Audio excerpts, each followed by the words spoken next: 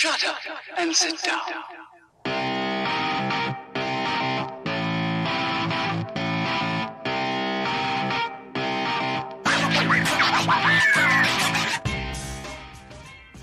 Welcome to Charlotte Motor Speedway for round 5 of the ChampCar iRacing series in 2021. And our continuing rotating roster of cars continues because we are back in the Volkswagen Jetta. This is a car that ran in one make competition in the USA for a while, but it is preserved and available on iRacing, and it is a front-wheel drive, no flare, real road-going, road-based little touring car. So it drives a lot like it's come off the showroom floor, because that is exactly what it is. And front-wheel drive and turbo as well, turbo diesel. It adds just a little bit of a change to racing the MX-5 and the street stock that are the other two cars that we will see throughout this season. So it has its own strengths and its own challenges, and we're going to see how it goes for a 1-hour race around the Roval at Charlotte Motor Speedway tonight. I'm David Haynes. I'm joined by Devin Peters. Michael Derby, as always, behind the scenes, pumping out the pictures and controlling the cameras. Couldn't do it without him. Devin, what are our drivers racing for, both tonight and in the big picture of the championship?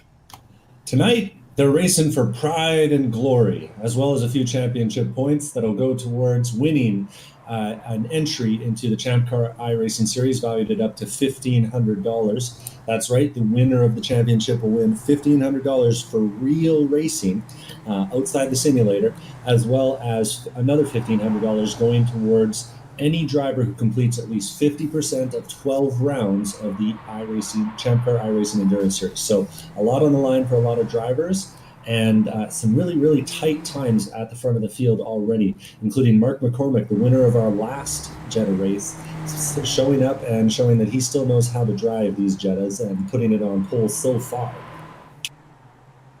Yes, so a 1-hour race in our future, but right now, a little bit of qualifying happening out on track. All of our drivers out on track at once. No qualifying groups, no shootouts. It is a one big happy session here. But that's meant that around this place, it is almost a street circuit, really. It's built within the oval, but there are concrete walls and safer barriers and everything, and nasty, nasty curbs around here as well. Very, very close to the racing line. You've really got to drive around this place like it is a street circuit. That is always going to make having a clean lap in qualifying a challenge. But as you mentioned, Mark McCormick, he might have even called time on his qualifying. He's happy with his time at the top of the board. Nick Love then in second, and defending champ Alex Albert in third. I think fair to say his season didn't get off to the start he wanted, but he's been back in the typical form. Yeah, and a number of other championship competitors, Simon Fullweather and Ian Giebler, have both had several good races, and Chris Nicely and Justin Hall, Tim Wire, all returning racers who've had at least a few good finishes on the season. So there is some real competition for that big prize at the end. And of course, every one of these familiar and returning names we see further down the field, they're all entered, right? So everyone hoping to get a chance at that prize, and I think hoping to have a good time here on a Wednesday night. Yeah, absolutely. We talk about those great prizes that are kindly offered by the ChampCar board, who signed off on us giving away those great prizes in this competition and in this sim racing series. But the reality of it is, it's just good fun to race on the sim on a Wednesday night against some of the drivers and team owners and other people that you'd see around the paddock at your average ChampCar event. There's also just a lot of racecraft practice and hanging out with the ChampCar folk.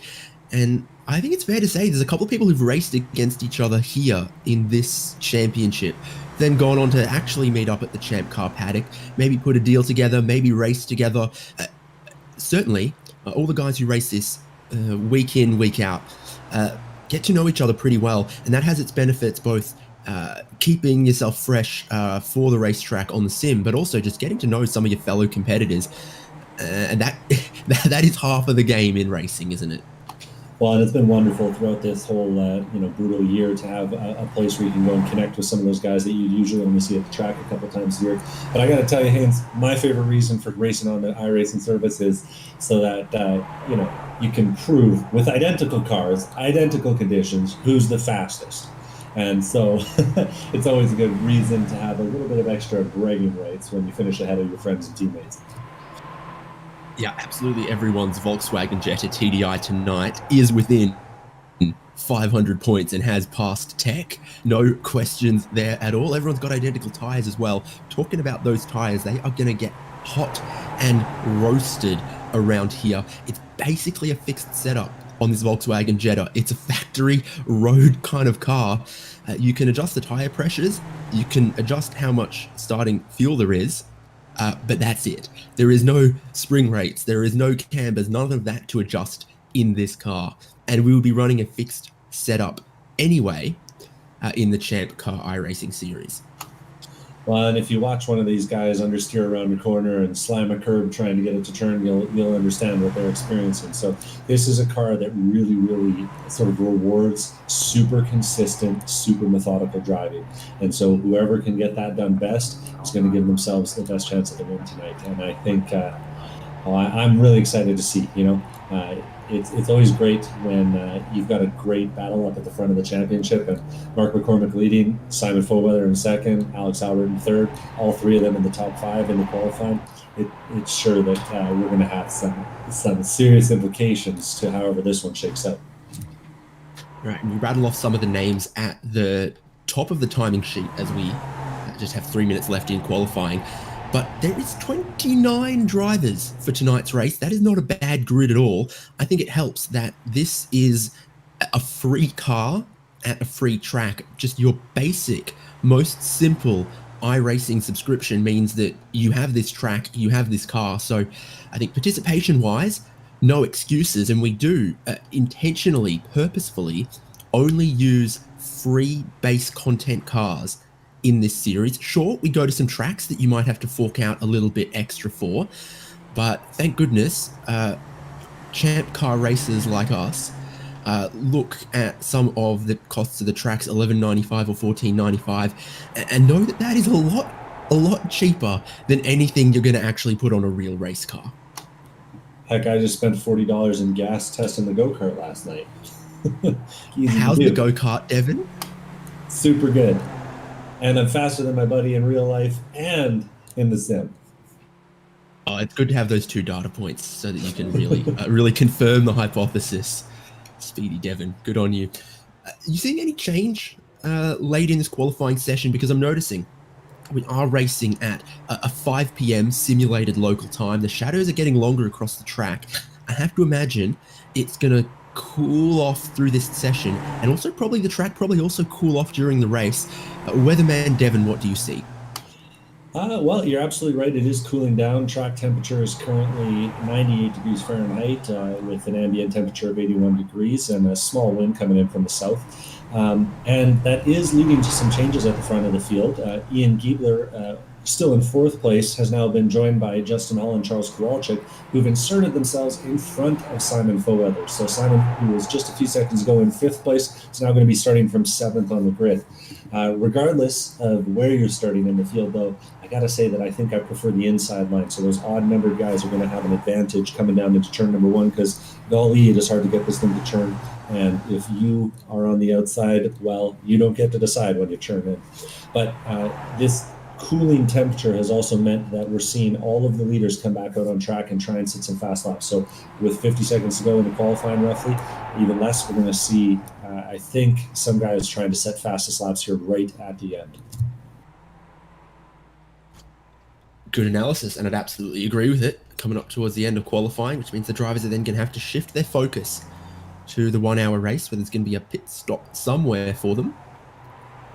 As fuel efficient as this Jetta is, with the limited fuel we've given it, we have forced every driver into needing a pit stop to add just a little bit of that ChampCar strategy into tonight's race. No driver changes or anything like that in a 1 hour race, but just trying to force a little bit of that strategy element into our race and into our championship. you see anyone improving? Devin, I think Charles Kowalczyk has just set a personal best and might be looking for another one. Yeah, he's running a pretty quick one here, but he's actually getting pushed up the track right now by Nicholas Love. Oh, and I think those two are buddies as they just go flying up the track. Kowalczyk was pushing, but I think he grabbed a little too much curb heading into the bus stop on the back straight there. So those laps were both right off by the time they got to corner number 3. Luckily, in the sim, you don't have to bend the panels back out, so you get away with something like that. Yeah, it's a good thing we know that those two are buddies, because otherwise, it would have looked a little untoward towards the end of qualifying. Only a couple of cars left out on track. I can see David Palermo. Got Clinton Ford, David Warden, a few others out there. Seeing if they can eke a little bit more out of the car. It will be a quiet race though today. These cars are so stock. It's kind of crazy. They have full interiors. I think they've got a bolt-in roll cage and they've got a full muffler. So they just kind of around the track, just a little hump. That's all you get.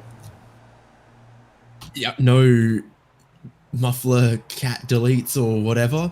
It's like a ChampCar race since they brought out that decibel meter. The less said about Volkswagen emissions, the better sometimes. But all of that stuff, all that goodness from the factory is still installed. Whether that was enough is a matter for German regulators and courts. But that's about to be the end of qualifying. And then everyone is going to have to make sure they're good and ready for what will probably be quite a tough race. You're almost always turning, always going to be racing in the pack. Traffic going to be difficult as well. We saw that in qualifying. That'll be the case in the race. So that is what is about to be ahead of them. I think everyone is off track. We'll get the word when we can run down our full grid.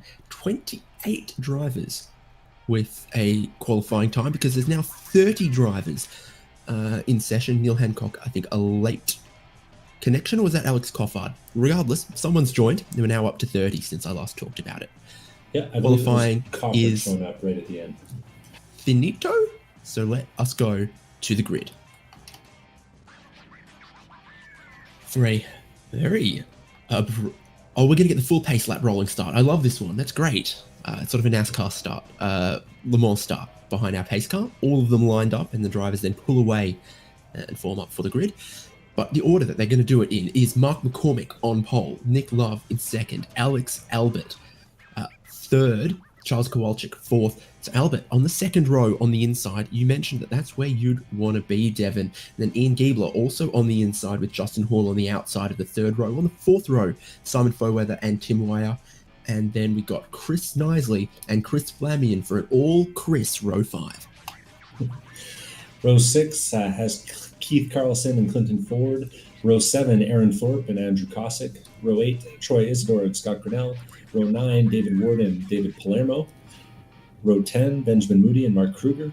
Row 11, Greg Vandevert and Cody Lammy. Row 12, Kyle Guillory and Corey Hunter. Row 13, Gerald Cubitt and Rachel Cosick. Row 14, Ed Emmett and Neil Hancock. And row 14, Alex Cofford. No, that must be 15, Alex Cofford and Tito Bonilla. Exactly. Wondering if Tito Bonilla is going to take the grid, because I am seeing that as the only driver in the session not from an American or North American location. We've got Mark McCormick, where we believe is located in Texas, on the pole. I think we know where Nick Love is at. I definitely know where Alex Albert is at. In Virginia, just outside of Richmond. But the Porsche pace car, what a beautiful pace car it is, pulls away, and we get this really unique formation lap here on Charlotte Motor Speedway, sort of akin to what we get in the real ChampCar races, where everyone pulls out of their pit garages in single file and then has to form up. Except we actually had qualifying, and these guys have started from a NASCAR starting position. Well, that and Bill Strong's pace car isn't quite as nice, so, you know. Speaking of, the points championship, I mentioned earlier, I misspoke. I said Alex Albert was third place in the points. That's actually Justin Hall. So let me give you the quick rundown of the top 10 in the points so you can keep track of who's where. Mark McCormick is leading the points race currently with 142 points. Simon Foweather just behind him with 138. Justin Hall in third place, 135. Alex Albert with 130. Bradley Daly with 126, tied with Chris Flamian for fifth place with 126 as well. Rounding out the top 10, we have Keith Carlson, Ian Giebler, Kyle Guillory, Nick Love. And this is actually a really good qualifying for Nick Love. We haven't seen him this far up the field, so he'll be excited about that and looking to make up some ground tonight. Yeah, we've had 4 races so far, 3 race winners. 2 races went to Mark McCormick, 1 to Alex Albert, and 1 to Zihao Liu, who I don't think we've seen since the opening round, which is a real shame. Hopefully, we can get them back. I wonder if he's thrashing on that Honda they were talking about. They said they raced a Civic. But who knows? And Mark McCormick's doing his best to try and drive the Porsche on this qualifying, or on this base lap, rather. Yeah, 2 products from the Volkswagen group. Basically the same. I think I know. Yeah. Gosh, I can tell you which one you'd probably rather be driving, but in the spirit of equal competition, everyone in a Volkswagen Jetta tonight. Couple interesting liveries out there as always in the Jetta. I think we've got some fake police cars, we've got some smog-covered cars. All of it very interesting. Coming through that back straight chicane right now that had to get reprofiled makes it more of an overtaking opportunity there, but the curbs are still brutal and the wall is still ever so close. Mm-hmm. Yeah, we got slower. Now Mark McCormick is going to let that pace car get a bit further away, isn't he? He's really packing up the field for this one. So much so that Alex Albert might give him a helpful little bump. I think Mark McCormick's dragging his brakes as well. Interesting. Has he decided he wants to go? I think he almost has. I think he's going to lead them into a start before the chicane. Not what I would quite think about. He's going to get cleanly through. But how about the rest of the field trying to race through that chicane on the pit straight for the first time? A little bit of contact in the middle of the field, but they've got through it mostly cleanly. Chris Flamian got tagged by Keith Carlson there as they were heading through the chicane. Always going to be a risk on lap 1. Even if they'd gone double file through there on the start, it would have been an issue. But for the front of the field, it's caught them by surprise and stretched out the field, which has given them some good safety gaps. But that's not necessarily the case deeper in the field. Biggest mover so far, though, Clinton Ford from 12th up into 10th. So he had his wits about him on that one. Yeah, I think he benefited a little bit from that contact between Chris and Keith as well.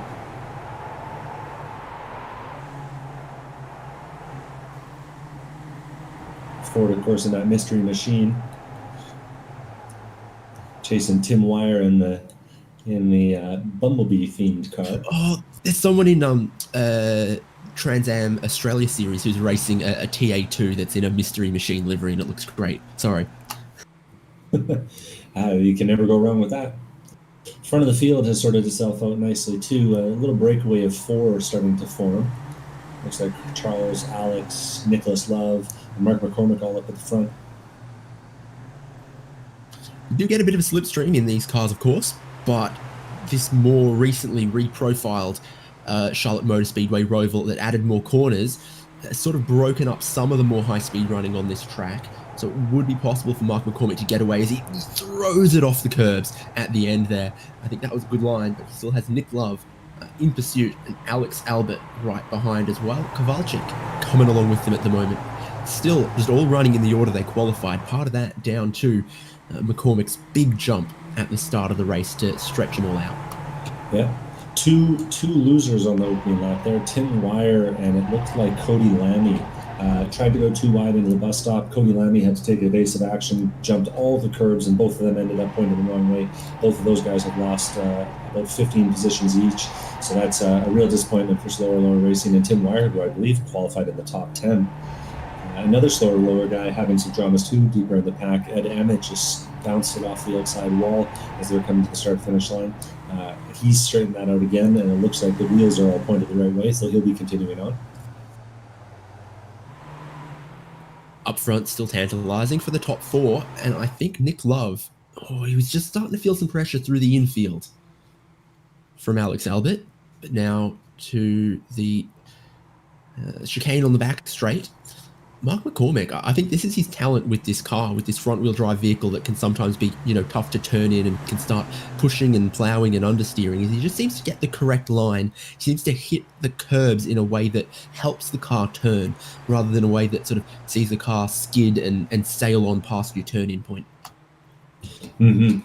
Every single little bit of help you can get from as I say that, he's clouded them wrong. He's going to lose the lead. Alex Albert's in the fence as well, and he's been hit by 2-3 cars, and that's no good at all for Alex Albert. Nick Love threw into the lead. McCormick got out of line, and I think that distracted Alex Albert, and he has gone hard into the fence on the pit straight.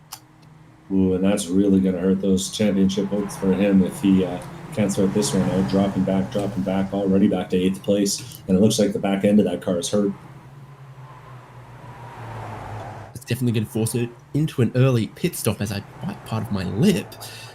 But he should be able to repair that car in the pit stop and still salvage something from this race. That's part of the format, is they start with a limited amount of fuel, but the actual fuel tank itself is still the regular size. So with this car, he'll definitely be able to add a gallon or 2 of diesel. We got another smoker too. Ian Giebler got pinched between Alex Albert as he was coming off that chicane and really hammered the side of Alex Albert. That blew his motor, and he's limping around the track trying to get it back to the pits. Oh, this is serious though. That's 2 top 10 points contenders already hurting on the second lap. Oh, and Giebler's motor is gone. He's going to have to tow back to the pits. There's no way that he rolls it all the way around the backside of the track. If you get a chance after this broadcast, get on YouTube and look at people cleaning TDI manifolds, intake manifolds with wire. It's beautiful. But you're getting too much of a view of that kind of stuff on Ian Giebler, and he's still trying to post it around. Another car. I'm not sure it's going to work. Another motor blow there. I missed that. Nicely, was it? Nicely. Oh, no. Yeah, nicely blew it, and it looks like he's rolling through the chicane and trying to coast back to the pits as well. A tow can be really harmful to your race. Regardless of where you are on track, it's going to take over a minute to get dragged back to the pits, which, in real terms is very fast, and in sim racing terms is enough to take you out of contention. We're seeing Alex Albert on the pit lane now going to get those repairs. He's dropped back to the back half of the field, and there's a number of cars on the pit lane now. Charles Kowalczyk, Ian Giebler, Ed Emmett, and Alex Crawford, and nicely rolling around that turn number 4, trying to get back to the pit lane. He's lucky he's just in a position to maybe be able to do it. Yeah. Regardless, breakaway at the front. Our pack of 4 is now 2. Nicholas Love and Mark McCormick are at the front, and Justin Hall and Simon Foweather are the next little group of 2 that'll have to do some chasing to catch up. This might be good though. Mark McCormick, last time we raced this car, he just drove away from the field, taking a half a tenth every single lap sort of thing. If Nicholas Love is in front of him, he might be able to hang on, because it's real tough to get a good run in these cars with how underpowered they are, how little draft there seems to be. Right, tough to get a good run at someone when the drive off the corners is like it is, but he's still going to try to get down the inside of turn 1. And I think Nicholas Love didn't want to end up with the same fate as Alex Albert and some of those others. He wants to try to keep that car clean, even though the paint scheme says otherwise. Yeah, and change of position for 3rd and 4th as well. Justin Hall got a little loose on the exit of the chicane right before the start-finish line, and he let Simon Foweather by as he scraped along the wall. So moves in both of our leading packs. Alex Coffard out of the race, telling us he's broken his pedals.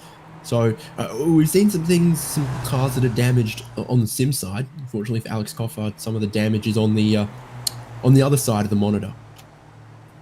Yeah.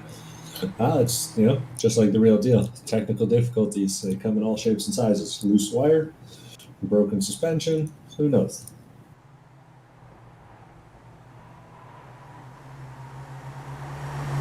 Well, relatively tumultuous, chaotic start for some to this race at Charlotte Motor Speedway, round 5 of ChampCar iRacing Series 2021.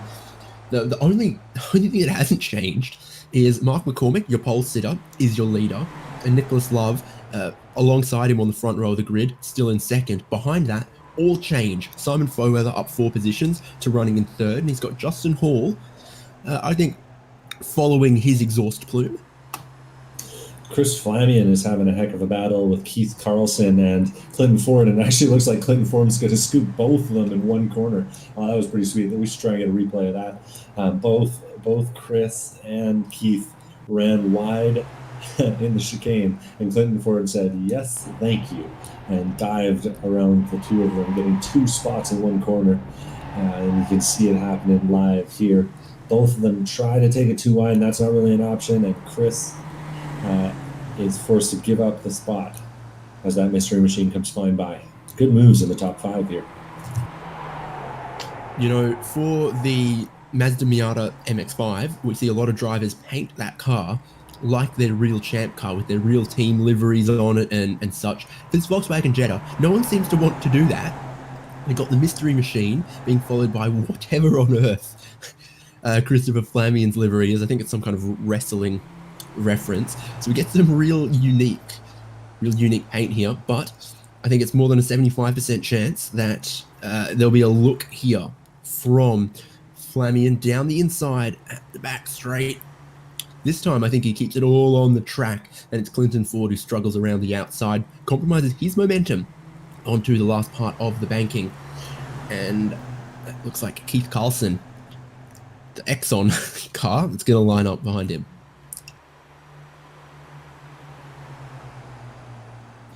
Yeah, I was going to say that paint job of Chris's is hard to see from above, but it's if you want to go look it up, is Scott Steiner's math promo, where he's like, but then you take my 75% chance and add 63 and 2/3% chance, and I got 141 and 2/3% chance of winning, etc., etc., etc.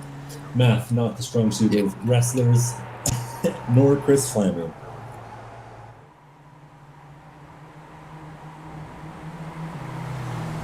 It's a good thing that everyone here in the commentary booth is great with numbers.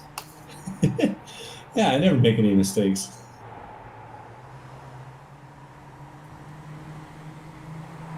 Well, who else is having a great run? I see Neil Hancock up 11. I think a lot of those positions that Neil's picked up is from some of the other drivers we've mentioned have had to pit early. Got Carl Guillory up 10. David Palermo up 8. So that's how it is in racing. You know, when some of the guys in the top 10 have a bad day, that's when someone from outside of the top 10 gets to sneak in, pick up some good points, and have a good race. It's for every loser, there has to be a winner in this game. Yeah, that's how it goes. And no one wants to get caught in the wrong seat when the music stops. Alex Albert, after his early stop due to that damage, is hustling, though. 134.2 last time by, which puts him basically on pace with the leader, who also ran a 134.2. And notably, that leader happens to be Nicholas Love, who's made his way back around Mark McCormick. I just saw that, and then they got really close in the final chicane as well. So and it's going to happen again.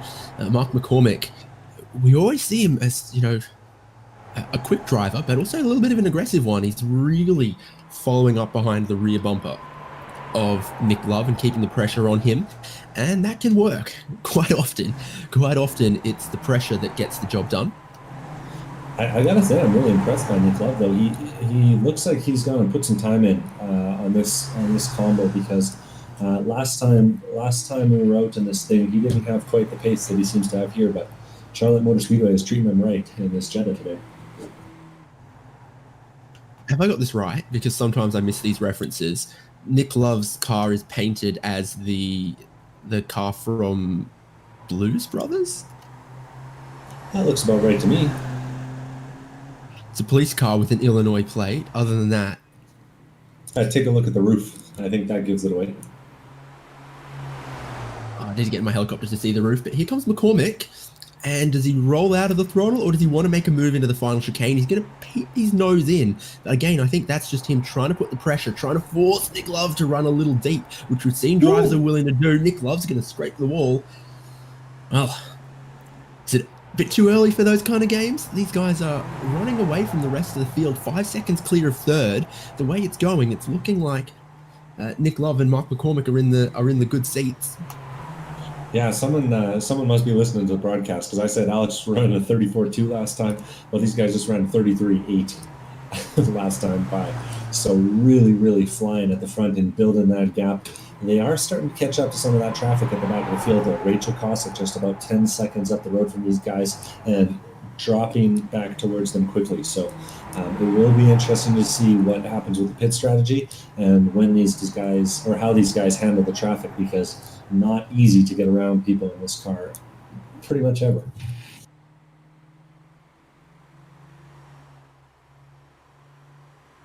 You are really, really relying on the other driver to make a mistake to get your move done. And that's what we may be going to see at the front here, side by side. Mark McCormick loves to get deep on the brakes. He gets to hook that apex curb right at the start. But then the exit's not quite how he would have wanted. They can't stay on the apron forever eventually. They are required to get up onto the banking. And McCormick has the low line. If you can get a good run in the slipstream, pull out to the high line, that gives you the inside for the final chicane. I just don't think Love has got enough overlap, and McCormick's been good on the brakes, and again, Love on the brakes first. Much better line from McCormick, because Love gets a bit of the wall. Call it a Love tap. Made that joke before, but it works. Every time. Yeah, that's hard though. You get 3 tires on those curbs and you're in trouble. 2 tires, you're fine.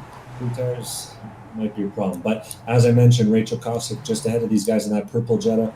Gonna hopefully stay out of the way, but might hold up Mark enough that Nick can get back on his bumper, albeit with a slightly more wrinkled car than the last time he came by. No troubles for our leader, and for the very dusty, very matte-looking car that Nick Love has, it's a very shiny car for Rachel Cossack. That's the kind of rack you see people put on a Lamborghini or something when they bought the car with Bitcoin profits. Yes, that's pretty much bang on.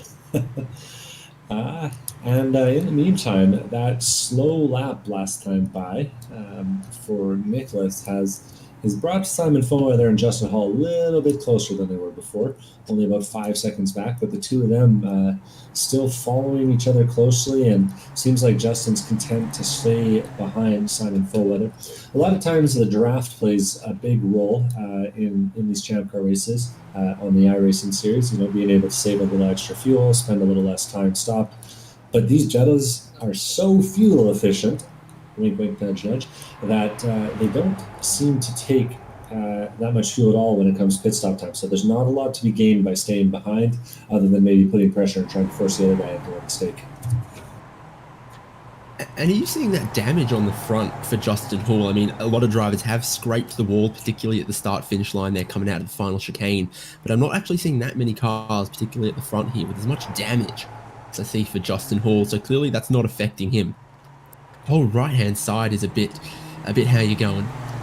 Yeah, he got involved in some of that lap 1 or lap 2 carnage with Ian Giebler and Alex Albert there, so that left some marks on that car that will not soon be erased. Remember, one of my other favorite Volkswagen Jetta iRacing fun facts is that the brake bias is not adjustable. It's just the factory position of the brake bias, and that's it. That's all you get. Yeah, you'd have to install some sort of adjustable brake bias, or if you wanted adjustable brake bias, then that's not factory. I mean, there's cockpit adjustable brake bias is one thing that requires the parts and the whatnot, but you couldn't get under with a spanner and change some valves or something. You gotta go find we gotta get you in the garage, man. We gotta go find a new master cylinder with different biasing or something like that. It'd be a whole headache. Way too much work. No, I think what Jetta. would be giving you the headache working under one of these is probably the levels of nitrous oxide and carbon monoxide. But Yeah, that too. I'll give you that. Leaders coming by another. Oh no, actually, I think. Sorry, that's Chris Fleming I'm looking at right now, who's pulled out a little gap on Keith Carlson and Clinton Ford after their earlier little bit of racing. But things have spread out a bit towards the front. We've got Mark McCormick and Nicholas Love running in their little pack, Simon Fower and Justin Hall running in theirs, and then Christopher Fleming kind of on no man's land, followed by Keith Carlson and Clinton Ford. Really, the biggest battle on the track right now is this sort of three-way battle that's going on for 11th, 12th, and 13th with Corey Hunter, Kyle Guillory, and Benjamin Moody, with a few lapped cars that they've just had to wrap around as well, Ben Moody and Ian Giebler. Back there, Giebler a lap down after that big contact early on led to that blowing motor. Corey Hunter and Kyle Guillory. Kyle Guillory was the inside, now trying to go for the outside. Having a good scrap through the infield. Often we see all of the overtaking in turn one and at the back straight. They are really using the infield for all it's worth. Well, on that double apexer, turn number 4 is real tough to get right. If you get a little bit offline, you just have to lift, and wait so long for the car to get pointed the right way. It can cost you a lot. Oh, in the wall for Guillory. Yeah. That's another place it's easy to get wrong. The walls are just so close here at Charlotte Motor Speedway. It's no wonder that the NASCAR races end up being a bit of a crash fest. And, no exception today for ChampCar, unfortunately, as we've seen a lot of damaged cars so far relative to our averages. It is just so easy to get into some of these corners a bit too hot, and you pick up that understeer. The front tires are torched. You might recall some of the temperatures that the front tires can reach on these cars in racing conditions. But we're going to see. Yeah, that didn't work out for Kyle Guillory, and there's a few drivers that are actually unlapping themselves. So it was amongst this battle, it looked like it was Chris Nisley actually went and got himself back on a lap compared to these guys after the woes that himself and Flamian and some others had blowing engines and well, not Flamian, but yeah. Speaking of Flamian's actually just taken his pit stop a little bit early, so taking himself out of that no man's land and seeing if maybe an early stop, an undercut can work out for him. So unfortunately for him, he seems like he's going to be coming out right behind this group of Carlson, Clinton, Ford, as well as Corey Hunter, of Nicely, Giebler, and Hunter, who were all having their own little battle. So he'll have to pick his way through all of those if he wants to make this strategy work. Cody Lammy on the lane, Palermo and Rachel Kosick, I think, might be getting some damage fixed there. Aaron Thorpe is starting to maybe look like a bit of a retirement. But with that said, Charles Kowalczyk spent 12 minutes on the lane and is now back out into the race. So don't count out anyone. And if you are one of those drivers who's been showing up regularly, you want to complete 50% of the race distance because come season end, I think there's only going to be a handful of drivers who have done the minimum 11, 12 races. You are going to be in quite an exclusive club for that draw come the end of the season. So you want to make sure your participation counts. It's hard to know sometimes at the start of the year what your plans are going to look like, come September, October. Ouch. Chris Fleming has just slammed it into the wall, taking the whole curb and then some on the exit of turn 1. Anyway, he's managed to continue on, but boy, oh boy, did that look violent from behind. Yeah, I saw that. Notably, Corey Hunter.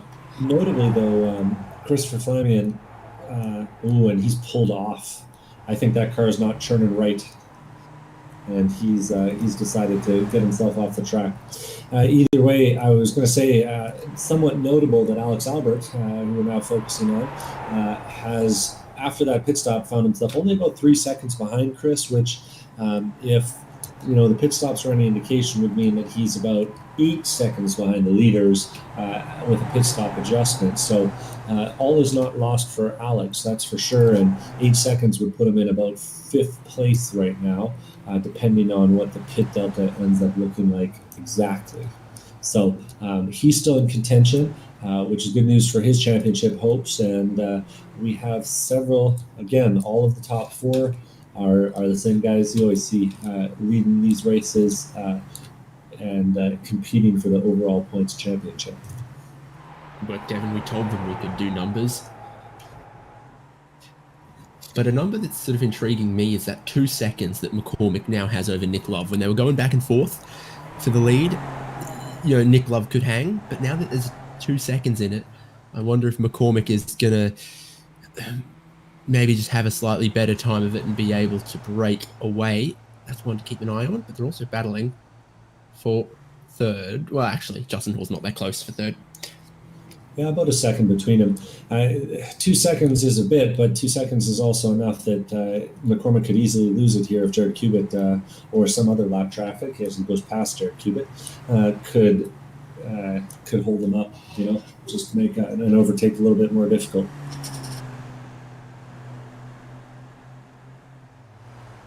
True. It's not a whole lot in this kind of racing at this track with the kind of traffic we might have. McCormick misses the apex and slams the wall. Yeah. It's a good thing that they build these cars really, really sturdy, because he's not the first driver to do that. He won't be the last, and I think he'll get away with that one.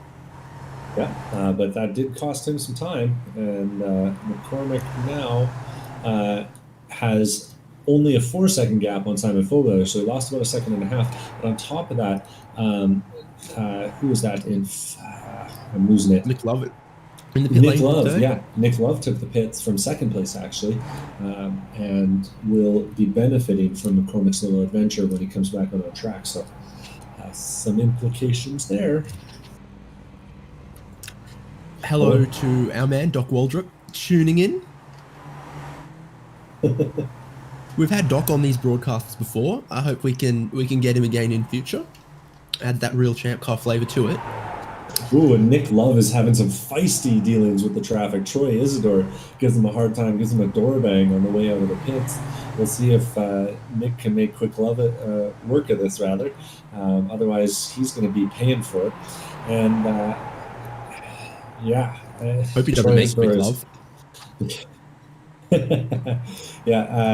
Troy Isidore is giving him a real hard time though here, so might not realize there are different pit strategies. Either way, they're racing for position, so hopefully for Nick's sake, he gets by him quickly.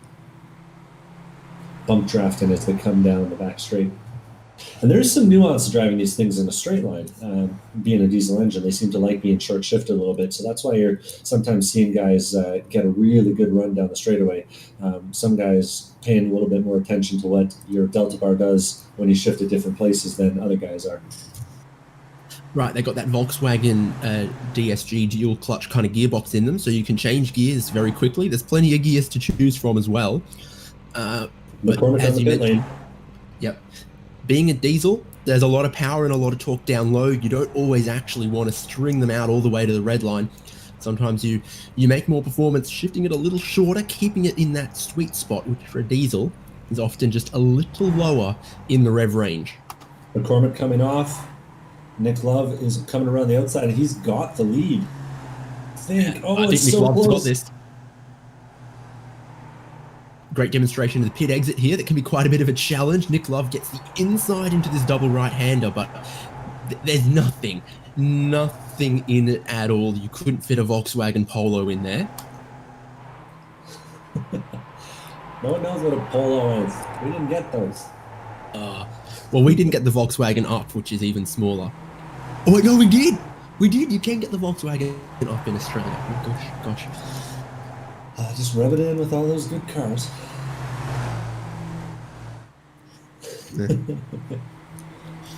No, if the good people of ChampCar knew how much something like a Chevrolet Silverado costs in Australia, they'd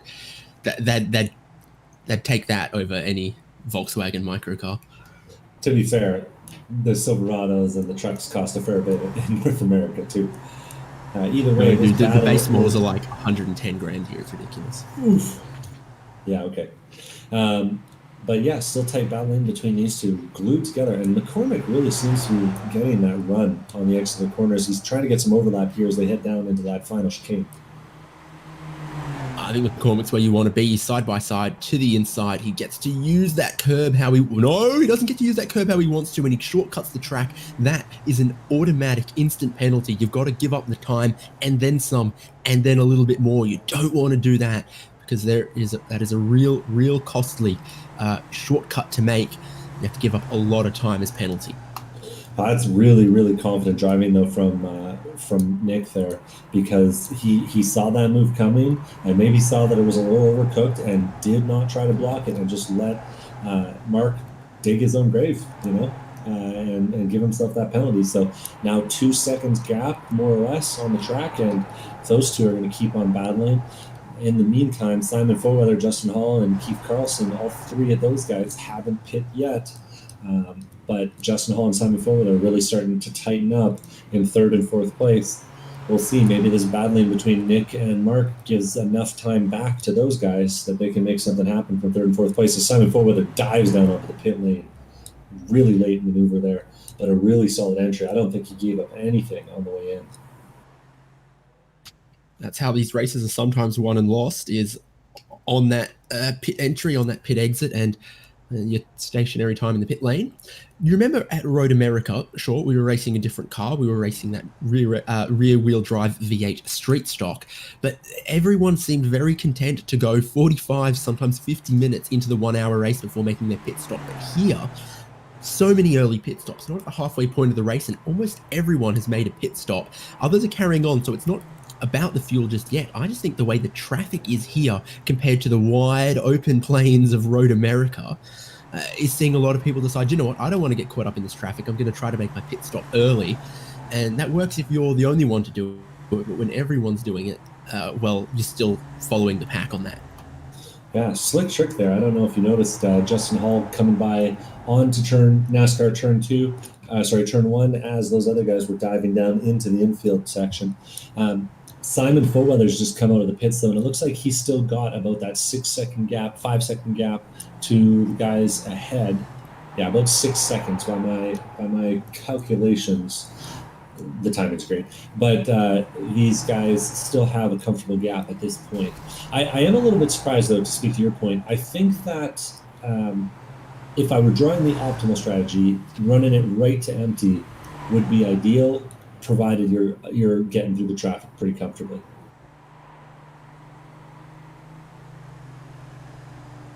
The other thing that you can get with this car, though, is just that trip down pit lane gives the front tires a break. They really get to cool off a little bit, and it's basically a road tire like we're used to on these cars. The wear doesn't matter so much. The pressures and the temperatures is where the grip is, and then they balloon and they get too hot and they melt and it all goes away. So just giving the tires an opportunity to cool, Justin Hall is going to do that. Too wide for the lead. Oh, and this time Mark McCormick makes it work. Makes the pass through the final chicane. Doesn't overcook it, and Nicholas Love doesn't have any choice but to let him by. Bit of a brutal move, but well executed and clean with no contact. So they swap again for the 5th or 6th time in this race for what is going to be the effective lead. Justin Hall and Keith Carlson out front of them haven't pitted yet, but from everything we've seen, Hall and Foweather running together, these two are going to become the effective lead. Yeah, only about 4 seconds in it though now, down from 6 seconds the lap before. I don't expect that trend will keep up, but it's a little bit tighter than we thought. That battle costing both of those guys, Mark McCormick and Nick Love, a little bit of time.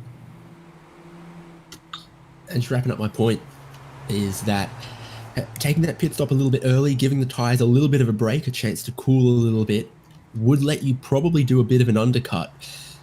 Just cool off the tires. They're going to have a little bit more grip for a couple laps or so. And if you can be more tender to them than you were maybe in the opening couple laps of the race, you might be able to keep them closer to the good window, because you encounter that problem where the tires get hot, they get greasy, they start sliding, they stay hot, they stay greasy, and it is so difficult to get them back from that situation. Yeah, that's absolutely right. And you're right that these tires kind of are like, those 180 treadwear tires that we run in the ChampCar series, but they don't. There really doesn't seem to be any drop off, which is pretty consistent with what we see in real life on tires like this. But they also don't seem to stick very well, though that might be down more to the OEM suspensions that are underneath these things. Either way, Nicholas Love and Mark McCormick are still stuck pretty well together. Simon Foweather is actually the fastest one last time by, running the 33.7. Nearly 2 seconds faster than Justin Hall was last time by. So that might come into play. Justin Hall and This is Simon what I'm Foweather talking as well. about. That's the second flying lap from Foweather since he came out of the pit lane. He's the fastest car on the track, at least for the minute. He just set his personal best. So the trip down the pit lane, you add, 5-6 pounds of fuel max. The fuel weight's not really a huge thing in these cars. How fuel efficient they are, how little fuel you end up actually needing. It's Justin Hall. It's going to come onto the pit lane, and that completes all of the pit stops. He was the last car still out there, best I can tell. Yep.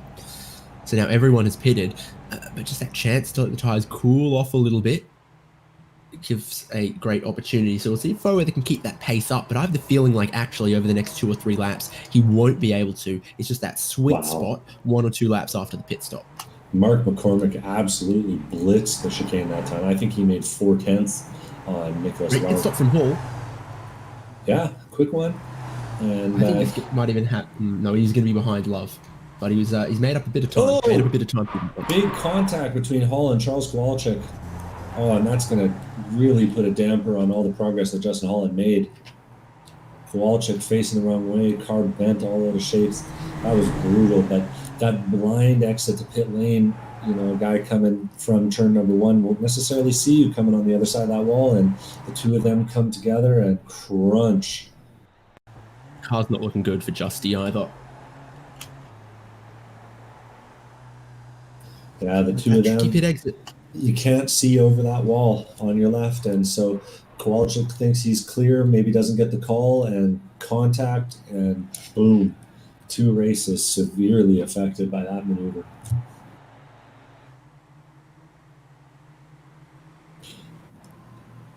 So Hall now back into 4th. Imagine he's probably just going to try to see this one out the way it's going, but it's not looking so good. Yeah, not He's ideal for struggling him. to keep up with Foweather. Not ideal for him, but you're right. He is 3rd in points overall, so this is a race for the season, not just for the night, and you can't lose sight of that. But that's going to be a real damper on his spirits for sure. That does have the effect, though, of I think bringing in Alex Albert. Yeah, Alex Albert's going to get a spot back. Keith Carlson's going to get a spot back, and actually Alex Albert and Keith Carlson are both running now neck and neck for 4th and 5th place on track after that damage from Justin. So Alex, Justin, how many fast repairs? Because he would have used one at the first stop. He's taken tires. I think this might be a long one for Hall, unfortunately. Yeah, not sure I know why he'd take the tires. If he knows it's going to be a long repair, if his pit stop wasn't completely set up, I'm not sure. I'm thinking pit stop wasn't completely set up. Either that or is there still a point for fastest lap of the race? Can't remember off the top of my head. So? Yeah.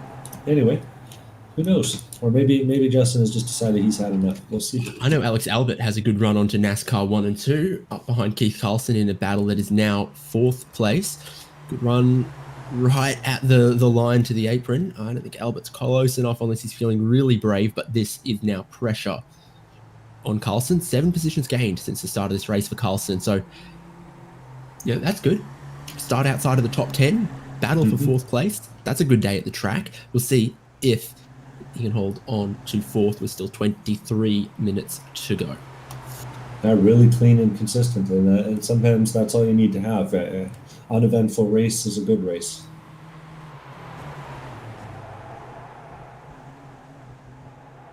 Love seeing the different places and positions that the brake lights come on, because into that final chicane, Albert was on the brakes a lot earlier.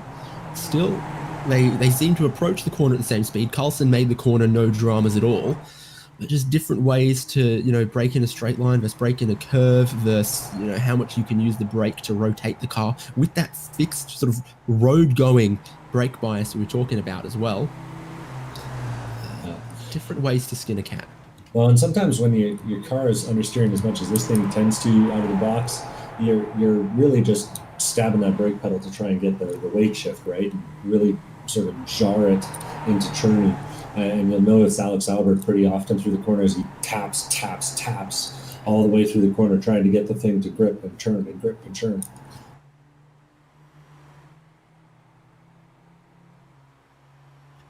Works great in a sprint race, a bit more tough in an endurance race to be doing that lap after lap after lap and putting the temp through the tires. But you got to do what you got to do. Oh, it's taking a dive. Is Alex Albert? What was that from Carlson? Almost looked like Carlson started braking and then pad fade or something, because suddenly they were both on the brakes and Albert ends up diving down the inside wide from Carlson, and Albert's up into fourth. Yeah, it seemed like Carlson just picked his braking point, and Alex kind of juked the move at him, and it was more of a fake move, but Keith gave it credence and gave Alex some room, and there you go, Alex Albert's coming by.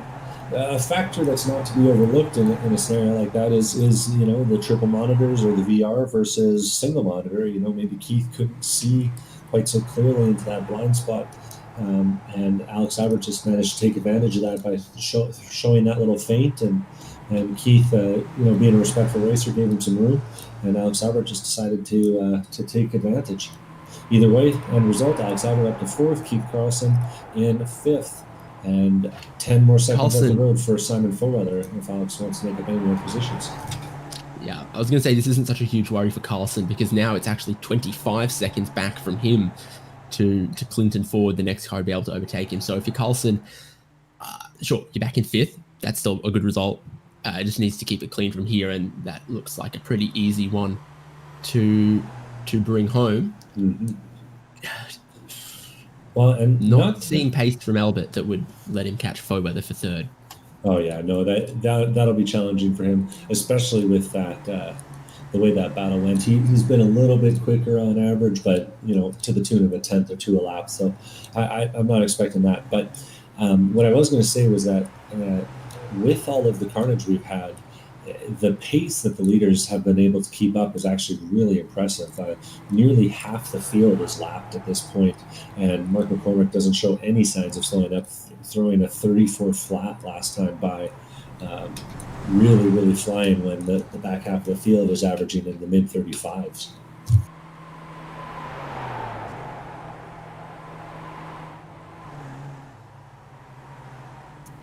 Really impressive performance from him, and he did say that he really likes this Jetta. Last time he was in the booth with us, or last time he was in the booth after this Jetta win, but he did seem to struggle a little bit more in the street stock and in the Miata. That street stock in particular is a really, really kind of tricky, different car to get used to. Absolutely huge braking distances as well. Yeah, and does not compare to the way this thing drives. So a big stylistic change, and really opens the door for some of the other guys who've had some good performances so far. A little bit front-loaded, the schedule for this season with these Jetta races. So that might come into play as we get a little bit deeper into the season.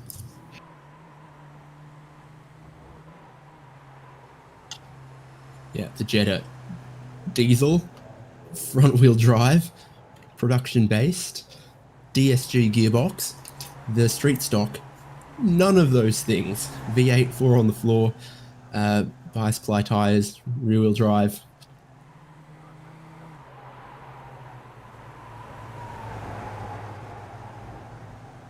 So the adapting between those two, it's definitely something.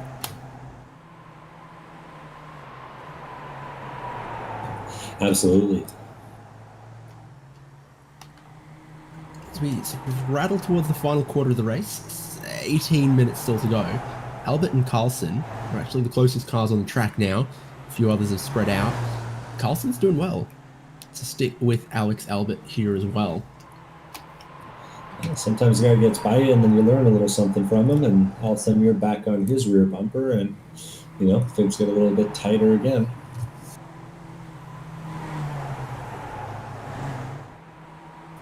And this track is longer than you sort of imagine, with that full banking, nearly 2.25 miles long, or 3 and nearly 4 kilometers long around the thing. So the cars tend to get pretty spread out the longer you go. Hence why NASCAR goes to competition cautions every 25 laps. Yeah, we're never doing that in ChampCar. We're going to have cautions every 25 laps, and it's going to be for real reasons. You got to earn your caution. And we do. You're here. Luckily, the safer barrier seems to have been pretty resilient, despite all the people bouncing off it on the front straight, so no Bills going home today. No, and it's not even late enough into the evening for us to have to turn on the lights at Charlotte Motor Speedway, which also would turn up the bills a little bit. Coming up on 6 p.m. though, and the track temp is continuing to drop. We saw 98 in qualifying, is currently 91, and ambient down to about 81 degrees. So if these guys are taking care of their tires and trying to keep them cool, there might be the possibilities of some really fast laps towards the end of the race here.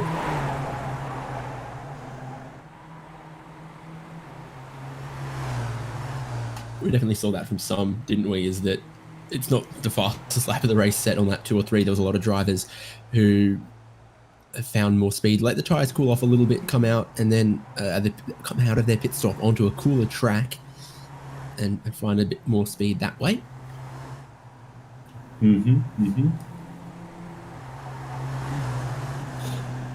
Well, and for folks who might be wondering, coming up, in the ChampCar iRacing series, we've got a number of different competitions. Next up is round 6 at the Glen on May 19th, with practice round on the 12th, and that'll feature the NC Miata. Round 7 will have the the third appearance of the Jetta on the schedule at Lime Rock, which promises to be very tight all the way around. And that'll be June 2nd, June 9th, June 16th, practice round, and June 23rd will be the next visit from the street stock at Circuit of the Americas, which should be a good time. Can't imagine hardly anything more unholy than that. And for the rest of the season, we're going to have races at Long Beach, VIR Full, Mosport, Mid-Ohio, Laguna Seca, VIR North, Barber, and Sebring. So near your favorite race weekend, come out and join us. This league is open to all ChampCar members and all prospective ChampCar members that want to get a taste of what it's like racing with the series and maybe get to know some folks. I know that the way I got into the ChampCar series was meeting the huge ass guys and getting involved with them, racing online. So the connections you make online can lead to opportunities in the real car. So highly encourage anyone who's enjoying the broadcast so far to come and check it out and come and join us for a race through 3 and see what a good time there is to be had. And Devin, where would people go if they want to see the schedule and read more? The ChampCar forum, right at the top, has the ChampCar iRacing League subject, or I don't even know what the words are in a forum. But anyway, and right at the top of that is the post titled ChampCar iRacing Series Schedule, with all the information you need to know about how to join and other posts in that forum with some information about how to get started, how to get set up, and what kind of hardware you need, but a cheap computer and a cheap racing wheel, and you'll have the same equipment as the fastest guys I know. That's forum.champcar.org if you want to come and check it out. Good job. We could, I don't know, do some TV shopping channel sales or something. We've got this down down pat. And also, it's one of the other interesting things that we get on the iRacing section of the ChampCar forum is there's actually some members who, of their own volition, put up some practice sessions in addition to the official ones. So some other days of the week, more opportunity to practice your racecraft, make sure you get comfortable for race day, and hang out with some other ChampCar members. Who is it that's been hosting some of the unofficial ones? Is it Andrew Kosick, or is it Troy Isidore, or is it someone else? Moist Mint on the forum, but I can't remember who that corresponds to in the real world. Sorry, Sure most mint is the Cossacks, isn't it? Yes, and most mint, not moist mint. You're gross, Devin. First is what you said about Nick Love. Now that's what you say about most mint. Some people really love the word moist, though. Moist, moist, moist. Anyways. I have the power to kick you out of this broadcast booth and lock the door, Devin. Good stuff. But checking back Complaints on a postcard. Yeah. Checking back in on the race, things are still pretty quiet up at the front. Mark McCormick has stretched his gap over Nicholas Love to about 9 seconds, so continuing to chip away and continuing to really show a pace that no one seems to be able to compete with as it stands. Simon Foweather, now back to 16 seconds behind the leader, has actually been losing some time to Alex Albert in the range of about 6/10 a lap. So that might be something yet, though there is only about 10 minutes left in the race. So Alex will have to do some serious work with about 7 seconds between him and Simon Foweather. Alex, meanwhile, is still involved in a bit of a battle with Keith Carlson, who's managed to keep up with him, only about 6/10 behind. Running through the rest of the top 10, we got Clinton Ford, Troy Isdor, Tim Wire doing a nice recovery drive after some early issues, getting caught up in that wreck with Ian Giebler. Andrew Kosick in 9th and Scott Grinnell in 10th. And the last car on the lead lap is actually Mark Kruger in 11th place, though Ian Giebler and Kyle Guillory are also starting to get close together as they battle for the last spot a lap down.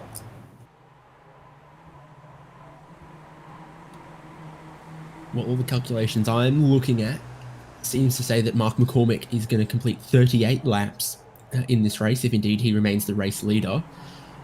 So there is at least 25 drivers who've completed more than half of that, and are therefore going to be one step closer, one more tick on the attendance sheet to have their name in a hat. It's probably going to get drawn by Doc or someone. And that is just the same prize as the winner, but up for grabs to anyone who completes 12 races, and not even completes 12 races, but completes 50% of the laps of the leader in 12 races. So we get towards the end of the season, there's going to be less and less drivers who are still able to reach the attendance, but so far going very well. And I mean, what a great competition. It's so easy. You show up, you do your best effort, you race, you complete some laps, and at the end of the season, we are drawing a prize worth $1,500 to get you on track. You don't even have to be the best sim racer. You don't have to be the most consistent. You just need to be consistent at marking your calendar on a Wednesday night, and your consistency could be rewarded in a very, very big way to help you get to the track, maybe to your first race, maybe to do more races to help pad out your calendar in the ChampCar Endurance Series. I mean, we love that some of the best and some really talented sim racers come race and battle it out and, try to take the championship. That is awesome. Great to watch. Great to, draw in some talent from the sim racing community. Great to have some of our best sim racers from ChampCar go head to head as well. But then also to be giving away a prize very much in the spirit of ChampCar, that some real racing is for everyone, more achievable and closer than you think. It's great to have both of those aspects to this championship this year. Watch out, David. While we've been talking about this great series of races broken out, Keith Carlson's gotten the spot away from Alex Albert with a nice move down into the back straightaway chicane. And Alex Albert now is nearly 3/4 of a second behind Keith Carlson last time across the line. Sorry, 1/4 of a second behind. But either way, Alex is going to have to do some work if he wants to take that spot back. And I'm going to bet that he does. Drop weeks come at a premium in this series. So he'll be looking for some way back around. And before I forget to mention it on the broadcast, happy birthday, David. Thanks, Devin. I'm still so young. Quit rubbing it in. No, well, here's the thing: is that we both age at the same rate. I'll always be a little bit younger. I know, not that young. Like I said, quit rubbing it in. Or at least I'm young compared to Michael Derby. That is undeniable. And entirely uncalled for. I think Derby's going to kick you out of the broadcast room if you're not careful. Anyways, Alex Albert following closer and closer after that little mix-up at the chicane last time by, and promptly throwing it all away because I talked about it. It's a terrible run into NASCAR 1. It's a tough run, from the flat part of the infield, the way you hit the banking. Sometimes the car grips up and turns. Sometimes the car sort of pancakes and runs you wide up towards the wall there. Yeah, that shock will, especially with these stock springs on it really seems to knock the weight onto the back tires. Meanwhile, speaking of fast laps, we've just seen a new fastest lap of the race by Mark McCormick. So some people's tires aren't suffering, and the rich get richer. As always, Mark McCormick runs a 33.4 last time by. For your comparison, Nicholas Love ran a 34.8 last time by. So really, really showing that this is his race out in the front. Yeah, just absolutely flexing muscle in the final 5 minutes or so here at Charlotte. It's so close between him and Nick Love for a long, long time. And now, he got a little bit clear. He got a little bit more clear. Suddenly his lead is 12 seconds, and it seems like that's growing exponentially in the final stage here. Mm-hmm. Still watching Carlson and Albert. Albert is trying to set this one up, trying to play the patient long game, and he's within a car length now through the infield as they come over the crest. A good bit of actual elevation change in the infield here. If the interior of the Roval was entirely flat, it would be a little bit boring, but there's just a little bit there to tease you and tempt you in the infield. And Alex Albert's done well with it. Still within a car length now, coming through the banking and towards probably the second biggest braking zone, maybe even the biggest braking zone on the track. Between this one and that final chicane on the pit straight as well, I think. Mm-hmm. Well, and one consequence we might need to consider of Mark McCormick's pace here is that we're probably going to go a lap longer than I think most people were expecting. So always a possibility that you end up with someone running out of fuel right at the end of the race. So it's something to keep an eye on, any really late pit stops from anyone else. More of a concern last round with the thirstier V8 street stock at the much longer Elkhart Lake, Wisconsin, Road America. Here, they sip on the fuel and it's a lap that is 90 seconds, not a lap that's 2.5 minutes. Outside move from Alex Albert. The pressure starting to ratchet up on Keith. Keith runs a little bit wide. Alex holds the apex. Nose to tail coming out of there. Yeah, good stuff. When they crossed the line, it was probably 3 to go for these guys. So time is running out if Alex Albert's going to get his nose in front. Mm-hmm. And just behind them, Clinton Ford and Troy Isidore is starting to get a little closer too. I'll keep an eye on that while we keep our cameras on the battle between Keith and Alex. Oh, Alex is going to get to the apron down low on the inside. Is he clear? He's not. Ooh.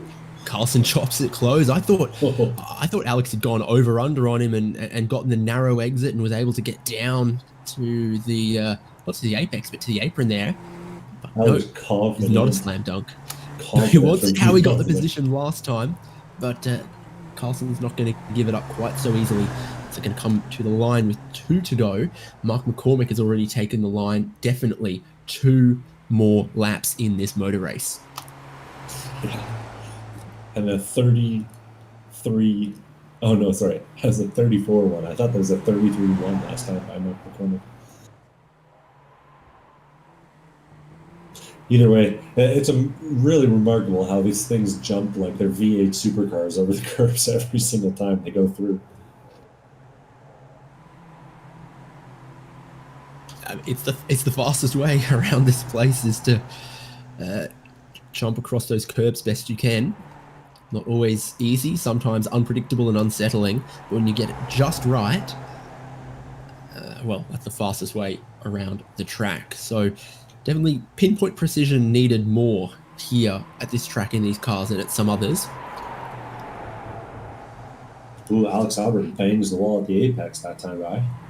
Doesn't seem to upset the car too much, though, but some sparks do fly. Bangs the contact. Yeah, more contact. And Alex is really, really getting tight, trying to get a run onto this back straightaway. But Keith seems to keep parking it on the apex, making it a little bit tough for Alex to have a go. And just ahead of them, I'm seeing a fair bit of lap traffic that could become a factor if these guys keep it up. Defensive line from Carlson. Oh, chrome horn!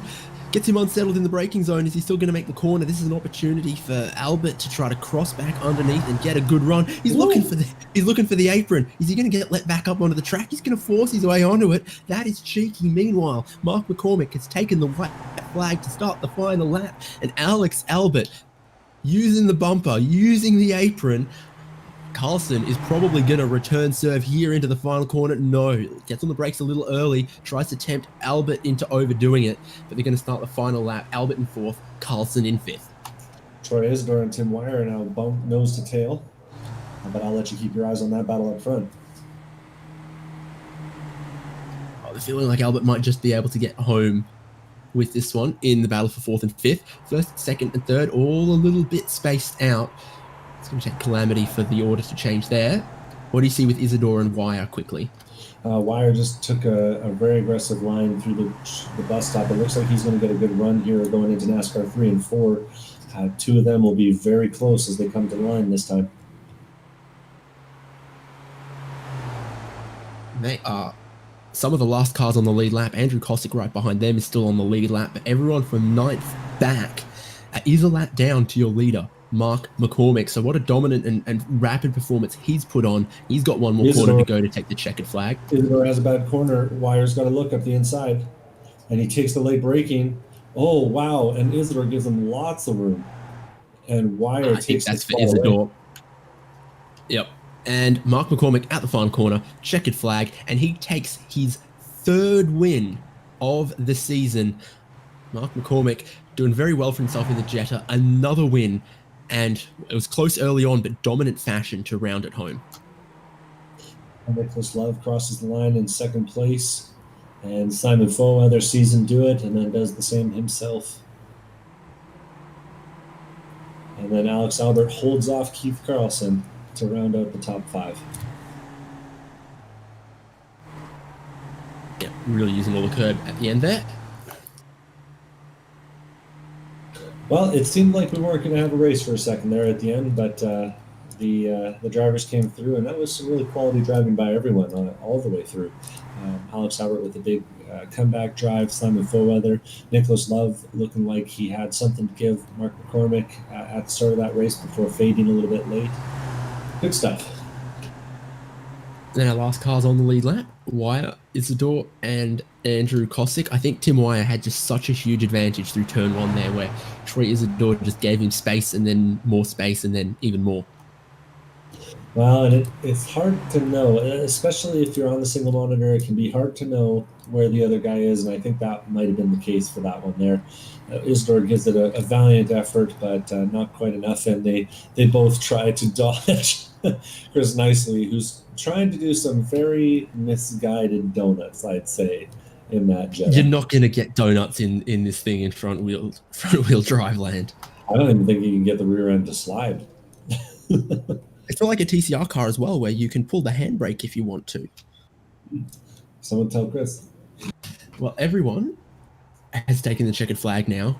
So let's get to our results. Round 5 of this 2021 season of ChampCar iRacing Series, and the winner, Mark McCormick. Podium shared with Nicholas Love in second, Simon Foweather in third, and then Alex Albert, Keith Carlson, Clinton Ford, Tim Wire, Troy Isidore, 7 positions gained to 8th, Andrew Cossack in 9th, and top 10 completed by Scott Grinnell, who was also the first car off the lead lap. Someone's got the donuts working. He's driving the 404. I think those might Ian be... Giebler. He worked out how to do the reverse gear donuts. I was going to say that might be the elusive reverse and also over the curb donuts. Very well executed.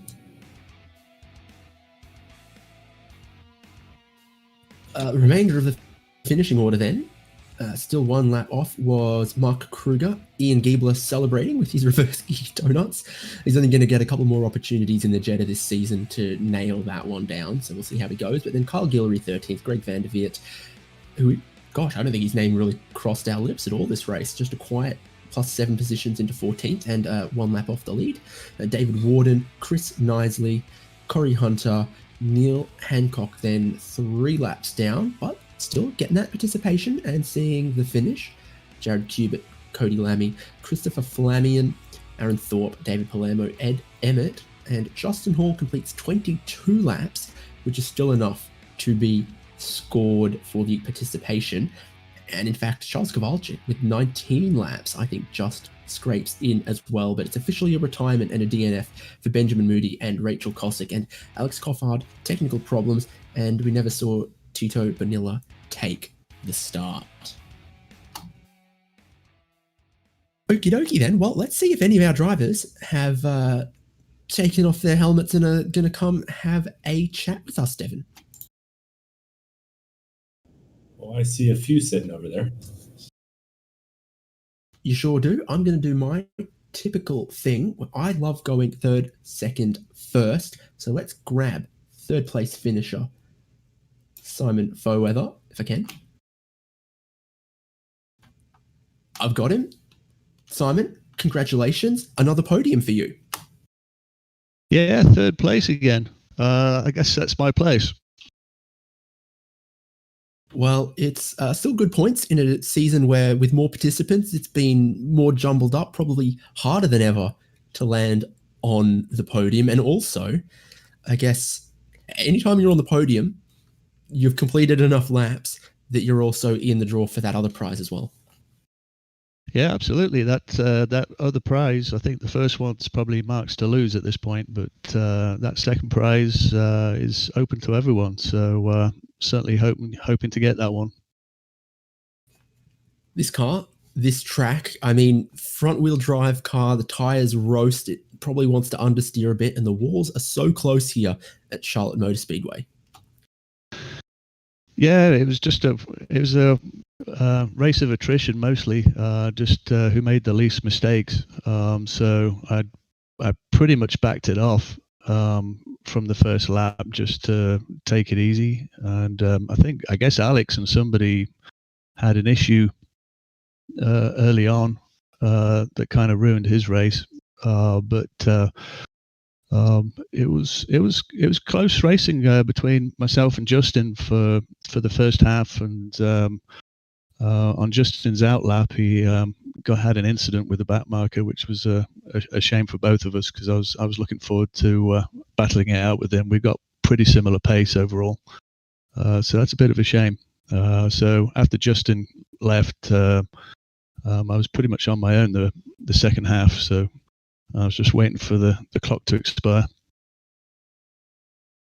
You don't get to feel lonely anymore here in the HJBC commentary booth. Congratulations. Hopefully we're going to see you on the podium again for some other races coming up in the future.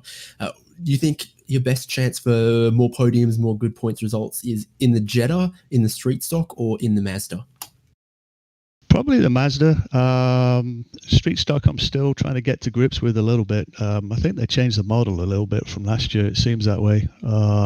But I'm not a huge fan of the Jetta or front wheel drive, so it's not my favorite, to be honest. But looking forward to getting back in the Miatas. true. I'm not sure it's anyone's favorite, but a bit of variety is necessary. Once again, congratulations and thanks for making yourself available to chat with us. Yeah, thanks to you guys. Appreciate it. Thanks for what you do. Our third place finisher today at Charlotte. In second was Nick Love. And I think we've gone and grabbed him by the shirt collar, and he's with Devon. Hey there, Nick. After a slow start to your season, you show up today, qualify second, finish second. What changed? I'm not really sure. I did I vaguely remember an endurance race here at Charlotte a while back, so had quite a bit of track time here. I guess the Jetta suits me, even though I don't love it. Do you constantly make puns with your own last name, or is it just something you do special for us? Just y'all. Well, a great performance out there. You really seem to have some pace for Mark in the early going. How are you feeling in the first half of the race there? Yeah, I could tell that Mark had a bit more race pace than me. He hit a couple walls early, just lightly tapping them. So my main goal there was just try to stay in front of him, try to slow him down a bit, and then just pressure him a little bit. Hope he made some mistakes, but I think I overdrove the front tires, and then by the end there, he just pulled away. I had the undercut on him, and I was able to get in front of him at pit out, but I just couldn't hold it. That was some real nice racing. We were watching as you narrowly scraped in front of him headed into turn number 2 there, or turn number 4. No, but that's awesome. And with that, a great points haul for you, moving you up into 6th place from 10th in the points overall. How are you feeling about your prospects this season? I'm feeling pretty good. I think we have the Miata at Watkins Glen next. So I love the Miata, and I've had quite a bit of experience at Watkins Glen, so I'm just looking forward to get back in a better car for me. Well, I think we're looking forward to seeing you there as well. Thanks for coming out tonight. Anyone you need to shut out? Nope, not today. Thanks, guys. Cheers. Great to have Nick Love with us after his podium result. But then, wow, we are almost going to get sick of talking to him. You're taking this championship well and truly in your stride, Mark. Now your 3rd win. No one can touch you in the Jetta. That must be a good feeling at this early point of the year. Yeah, it's a lot of fun to win. Sorry to come bother you guys again. Look, eventually we were going to get sick of talking to Alex Albert. You are a great, refreshing new face in the broadcast booth and on the racetrack to really make the defending multiple-time champ work for it, and work for it you are making him do. It was close back and forth between you and Nick Love in the early part of the race. What changed that let you end up finishing the race 15 seconds clear? I just stopped making mistakes. I was into the wall a few times, went hopping over the curb a little too much a few times, got some slowdowns, but it seemed like every time I got past him, I made some sort of mistake like that. About halfway through the race, it just kind of clicked and was ready to go. Tell us about those curbs here, because, I mean, they are tall for a reason, to try to keep you off them, but it seems like the fastest way is always to cut those curbs, bounce across those curbs, and it doesn't look like you always end up with the same result from the same input. Yeah, it is faster to use them like that, but you got to hit it perfect. It's a very small window, and a heavy price to pay if you fall outside that window, which happened to me a few times. But when you hit it just right and you do like a 4-wheel jump, it's pretty fun. 2 laps out of 38 where you actually hit it just right. I think you did grab the fastest lap of the race pretty late there, so you must have found that window just perfect. And talk to us about fuel, about diesel. How much is necessary for 60 minutes of the Roval here? Well, the only option is to take more than is necessary or not enough. So, it's not really feasible to fuel save and take the lesser amount. It's not like the street stock where it fills up so slowly. So, just give it a couple clicks at about 7.8 liters and get going. You don't have to think about saving fuel or anything like that in this car for this length of race anyways. So total race done on about 5 gallons or something, or what then? Yeah, this combo or this car, I guess in general, is pretty tire limited, as opposed to fuel limited. My worst front tire was like 54 on the inside after just an hour. Mark, I won't jinx you. I won't jump the gun on this one or anything, but the full Champ Car schedule is on their website for the Real World Endurance Series race. Which of those tracks most appeals to you? I've been thinking, Or is closest to you? I can't put my finger on it. Well, I mean, I'm in Denver, so everything's equally 25 hours away. I don't know, man. Watkins Glen seems cool. I'm going there next week in the NC Miata. I haven't driven that car before, but I do prefer rear wheel, so that'd be fun. Yeah, Glen be a good track, and Byron Catastrophes. You've also done a lot of races with us this season, and that kind of gives you two chances at a beautiful prize to get you on track. So fingers crossed for that one, and we hope to see you again for lots of the remaining races. And I get this feeling like we're going to see you on the podium again in lots of the remaining races if you show up and if you race. So I'll say congratulations to you once again. 3 race wins, starting to wipe the floor with some of these guys. Well done. Thanks, guys, and thanks for putting this on. More than welcome. Devon, well, a lot of good races, but a lot of carnage today at Charlotte.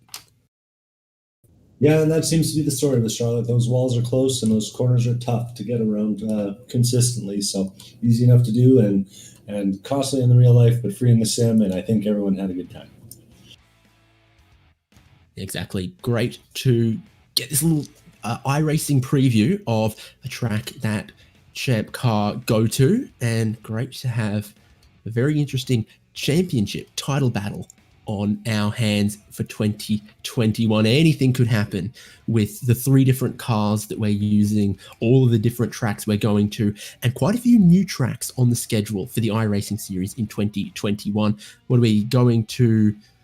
Long Beach and some others where anything could happen. Still lots of points up for grabs. So if you want to join us and you want to race with us, head to forum.champcar.org. In the iRacing section, all the information about our schedule, our rules, how you can race with us, and it's pretty simple. And it's of course free entry into this iRacing series as well. I guess that's important because not every league is, and great prizes up for grabs. And please do subscribe to us here on the Huge Ass channel as well, where we will be bringing you live coverage of every single round. So that will be exciting as well. If you've got a friend or a teammate or someone else racing with us in this championship and you don't want to join them, but you want to keep tabs and progress on how they're doing, then you can watch here on the broadcast as well. So subscribe for all of that and other iRacing broadcasts. But from Charlotte, from round 5 of the Champ Car iRacing Series 2021, David Haynes, Devon Peters, Michael Derby, we say good night, and we'll see you in 2 weeks' time at historic, exciting Watkins Glen.